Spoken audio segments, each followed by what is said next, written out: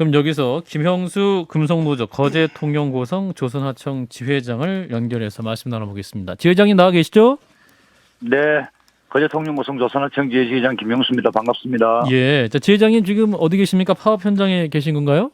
네, 현장에 있습니다. 아하, 그렇군요. 자, 오늘 이제 대통령이 이 파업과 관련해서 직접 입장을 냈습니다. 산업 현장의 불법 상황 종식돼야 된다. 형사처벌과 손해배상 책임 피할 수 없다. 기다릴 만큼 기다렸다. 라는 등의 메시지인데 이 메시지 어떻게 들으셨습니까? 굉장히 놀랐습니다. 아하. 지금 뭐 윤석열 정부가 들어온 지가 2달 정도 됐는데 예. 많이 기다릴 만큼 기다렸다고 이야기하시는 부분에서 굉장히 하청 노동자들도 놀랐고요. 저도 놀랐습니다.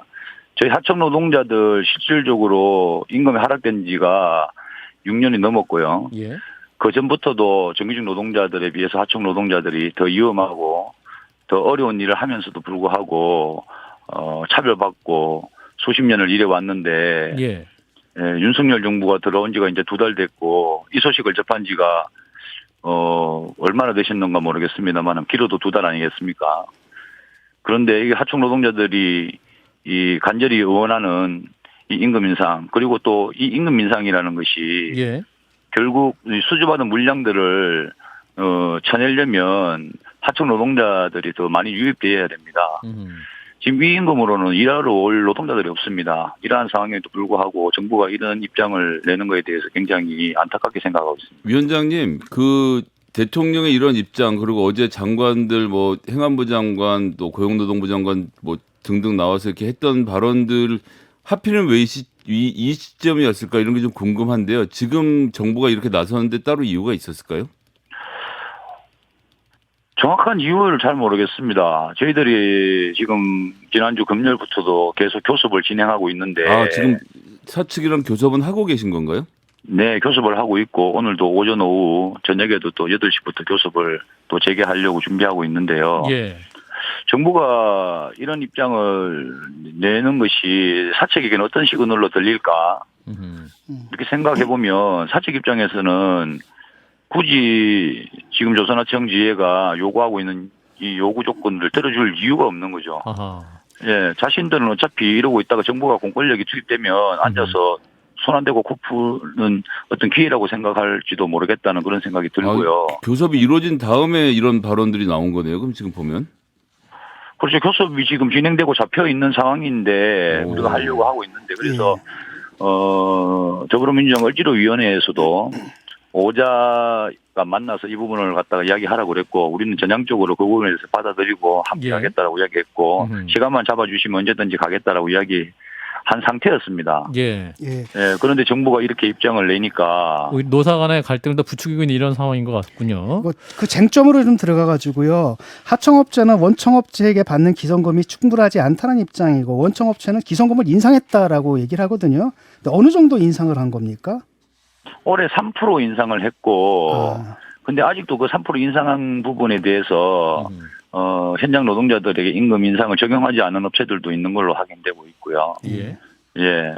알고 계신 것처럼 지금 물가가 계속 오르고 있고 특히나 하청 노동자들 같은 경우 수년 동안 지금 계속 저임금 상태에 있는데 3% 인상이라는 것은 실질적으로 임금 인상이라고 볼 수 없는 것이죠. 예. 근데 6년 전에 그 임금 30%를 깎지 않았습니까? 근데 그때 깎을 때 나중에 뭐 어떤 절차를 언제 어떤 절차를 밟아서 다시 회복을 시켜주겠다 이런 약속 같은 게 전혀 없었나요? 있었습니다. 당시에 시급제 노동자들 같은 경우에는 상여금 550%를 받고 있었습니다.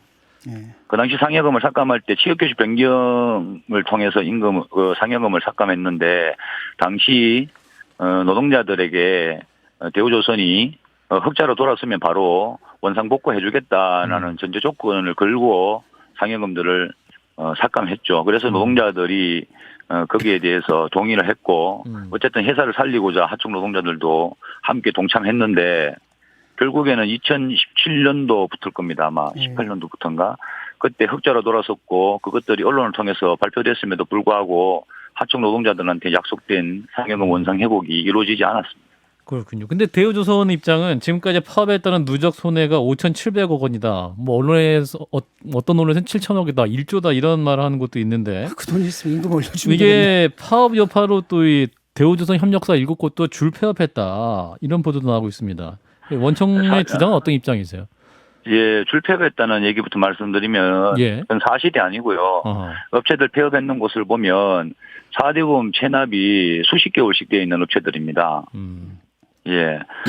특히 예를 들면 영일산업이라는 곳은 벌써 수십 개월 동안 체납이 되어 있던 업체였고, 원청에서도 이 업체가 골칫덩어리였다. 그래서 어떻게 하려고 그러는데, 뭐 어떻게 하지도 못하는 상황이다. 이런 식으로 이야기를 했었고요. 하청업체 파업과 관련 없이, 그 업체는 폐업하고 있는 것이고, 실제로 영일산업에는 조합원들이 없는 업체입니다.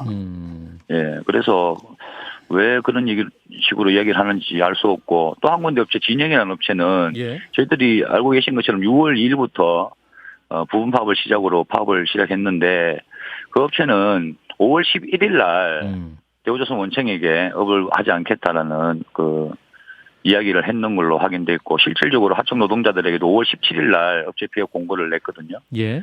네, 그래서 뭐 그런 업체들이 지금 우리 파업 때문에 뭐 업체를 문을 닫는다 이런 얘기를 하고 있는 것은 앞뒤가 맞지 않는 얘기다. 예. 이렇게 지금 말씀드리겠습니다. 하청업체 그 노동자들의 임금 수준이 어느 정도인지 궁금합니다. 그 원청과 하청 노동자의 임금 격차가 지금 어느 정도로 나고 있나요? 정확하게는 저희들이 뭐 전체 다 확인은 안 되지만 예. 대략 봤을 때 한 60% 정도 뭐 그 정도 되는 걸로 알고 있고요. 실질적으로 정규직 노동자들 같은 경우는 아직까지 상여금을 800% 정도 받고 있습니다.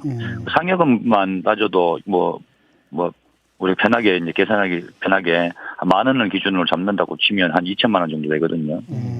예. 이러다 보니까 이게 또 노노 갈등으로 가지 않습니까?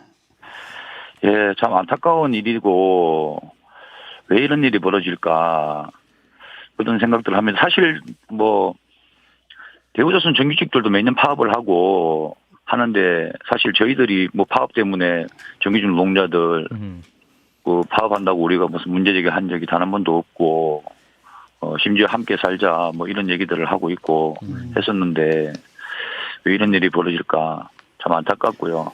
저희는 생각할 때 이 기회를 통해서 대우조선 원청이 정규직 노동조합을 파괴하려고 하는 의도가 있지 않나 뭐 이런 생각까지도 하고 있습니다. 그 민주노총에서는 어떤 입장일까요? 곤란할 것 같은데 원청 하청 노동자들의 또 이해관계가 좀 부딪히는 부분도 있을 것 같아가지고요. 이해관계에 부딪힌다고는 할 수 없을 것 같고요. 이해관계에 부딪힌다는 거는 그럼 결국엔 하청 노동자들의 열심히 일하는 것들을 원청 노동자들이 가져간다. 이렇게 돼야지만 이해관계에 부딪힌다고 생각할 수 있는 건데 그렇지는 않은 것 같고. 예. 예. 어쨌든 뭐 잘못된 생각들을 하고 있는 뭐 조합원이 있는 것은 사실입니다. 그래서 굉장히 안타깝게 생각하고 있고 뭐 총회를 열어서 뭐 탈퇴를 한다고 이런 얘기들을 하고 알겠습니다. 있는데 예, 그런 얘기들을 좀 안 했으면 좋겠다는 말씀 드리겠습니다. 예, 이제 위원장님 이제 금주 내에 이제 정부는 공권력 투입 시기까지 지금 조율하고 이런 양상입니다. 만약에 공권력이 투입되게 된다면 어떤 상황이 벌어질까요? 정말 생각하기도 싫은 일이고요. 어허. 지금 안 그래도 뭐 단톡방이라든지 여러 가지 이런 데서 상용차 사태를 이야기를 하면서 뭐 노동자들에게 피해가 갈 것이고 뭐 그런 얘기들을 하고 있는데 그런 일이 제발 없기를 바라고 있고 또 정부가 그런 선택을 하면 안 된다고 생각을 합니다. 하청 노동자들이 차별받고 있고 저임금 문제에 봉착해 있고 그리고 조선소로 오지 않으려고 노동자들이 하고 있고 이런 상황에서 공권력 투입을 하는 것은 정부가 조선사업을 포기하는 것과 마찬가지다. 저는 이렇게 생각하고 있고요. 그래서 오늘도 제가 행안부 장관님하고 노동부 장관님 오셨을 때 오늘 이후로 다시는 공권력 투입에 대한 얘기들이 안 나왔으면 좋겠다. 그런 말씀을 드렸고 공권력 투입을 이야기하시기 전에 하청 노동자들이 어떻게 지금 어떤 상황에 처해 있는지 그리고 조선 상황이 어떤지에 대한 것들을 먼저 검토해 주시기를 부탁드린다고 말씀드렸습니다. 예, 지회장님 오늘 말씀 여기까지 듣겠습니다. 고맙습니다. 네, 감사합니다. 네, 김영수 전국금속노동조합 거제통영고성 조선하청 지회장이었습니다. 좋아요? 구독! 알림 설정.